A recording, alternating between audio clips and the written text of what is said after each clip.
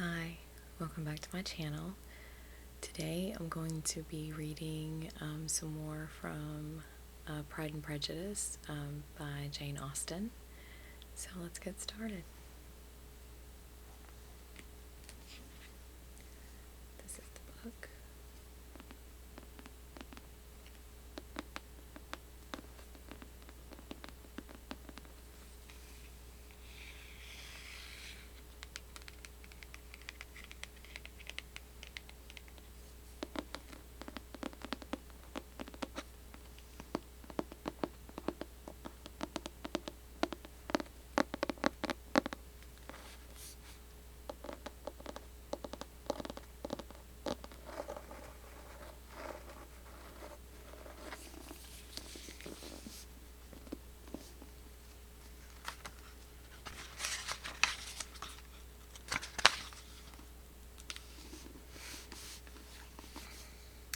Last time we left off with chapter 1, or we only read chapter 1, so today I'm going to continue with chapter 2.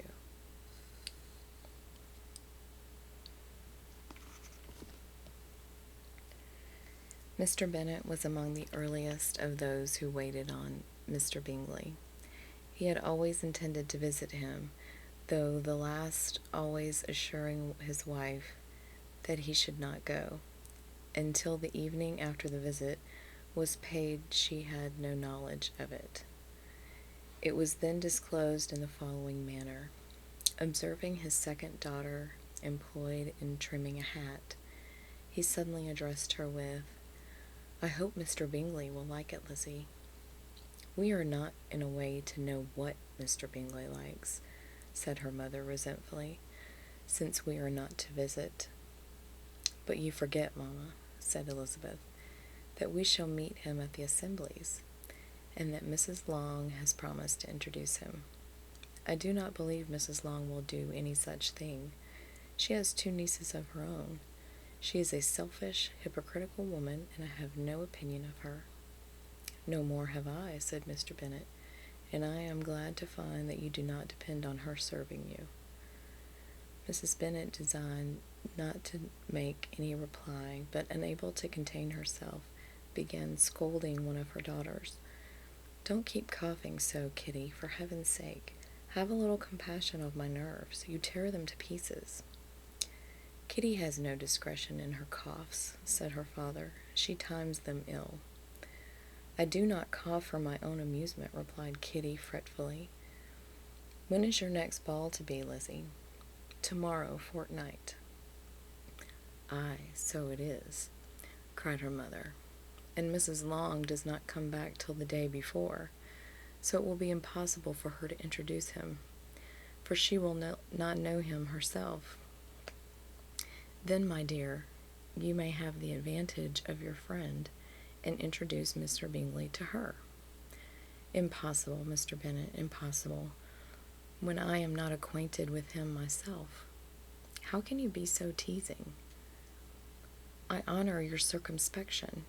A fortnight's acquaintance is certainly very little. One cannot know what a man really is by the end of a fortnight. But if we do not venture, somebody else will. And after all, Mrs. Long and her nieces must stand their chance, and therefore, as she will think it an act of kindness if you decline the office, I will take it on myself." The girls stared at their father. Mrs. Bennet said only, "Nonsense, nonsense." "What can be the meaning of that emphatic exclamation?" he cried. "Do you consider the forms of introduction and the stress that is laid on them as nonsense?"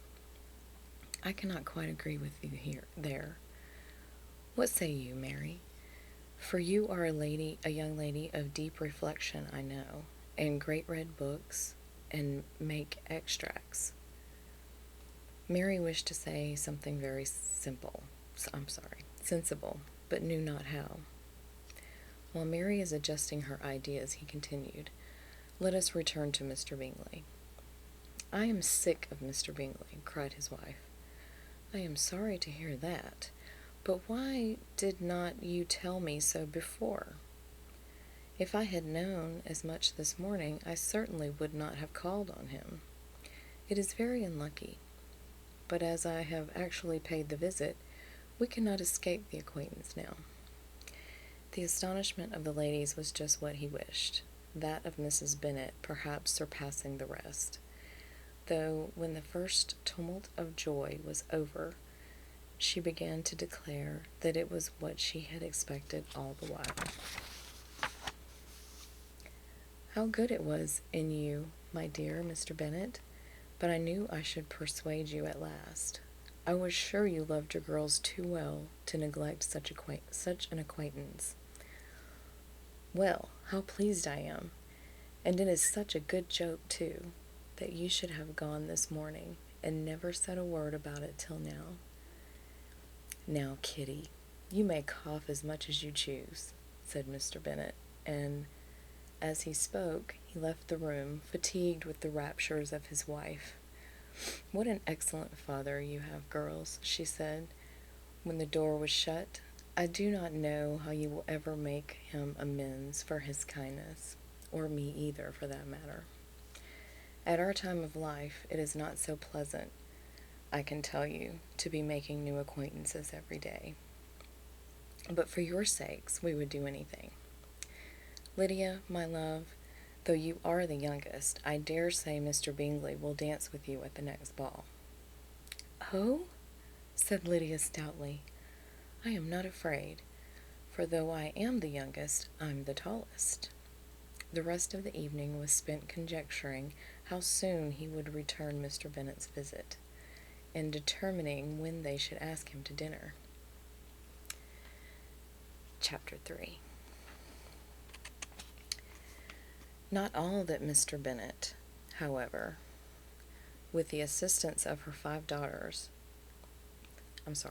not all that Mrs. Bennet, however, with the assistance of her 5 daughters, could ask on the subject was sufficient to draw from her husband any satisfactory description of Mr. Bingley. They attacked him in various ways, with barefaced questions, ingenious suppositions, and distant surmises, but he eluded the skill of them all, and they were at last obliged to accept the second-hand intelligence of their neighbor, Lady Lucas. Her report was highly favorable. Sir William had been delighted with him. He was quite young, wonderfully handsome, extremely agreeable, and to crown the whole, he meant to be the next assembly with a large party. Nothing could be more delightful. To be fond of dancing was a certain step towards falling in love, and very lively hopes of Mr. Bingley's heart were entertained. "If I can but see one of my daughters happily settled at Netherfield," said Mrs. Bennet to her husband, "and all the others equally well married, I shall have nothing to wish for." In a few days Mr. Bingley returned Mr. Bennet's visit, and sat about 10 minutes with him in his library. He had entertained hopes of being admitted to a sight of the young ladies, of whose beauty he had heard much, but he saw only the father.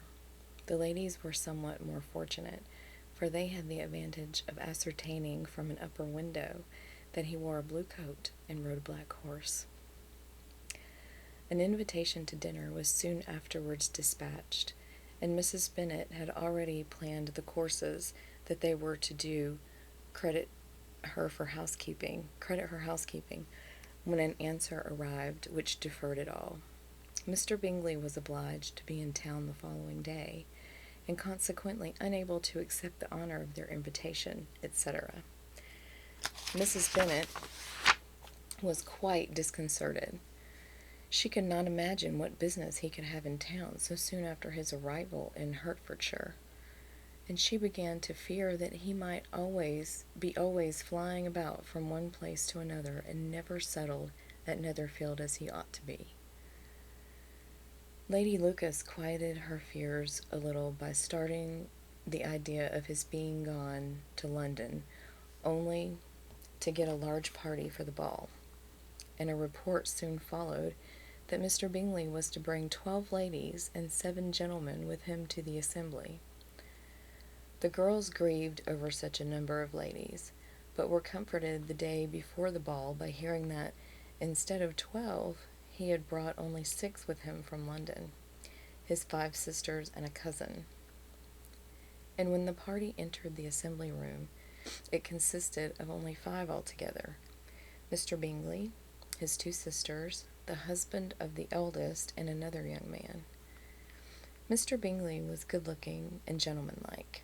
He had a pleasant countenance and easy, unaffected manners. His sisters were fine women, with an air of decided fashion. His brother-in-law, Mr. Hurst, merely looked the gentleman, but his friend Mr. Darcy soon drew the attention of the room by his fine, tall person, handsome features, noble mien, and the report, which was in general circulation within 5 minutes after his entrance, of having 10,000 a year. The gentlemen pronounced him to be a fine figure of a man. The ladies declared he was much handsomer than Mr. Bingley, and he was looked at with great admiration for about half the evening, till his manners gave a disgust which turned the tide of his popularity.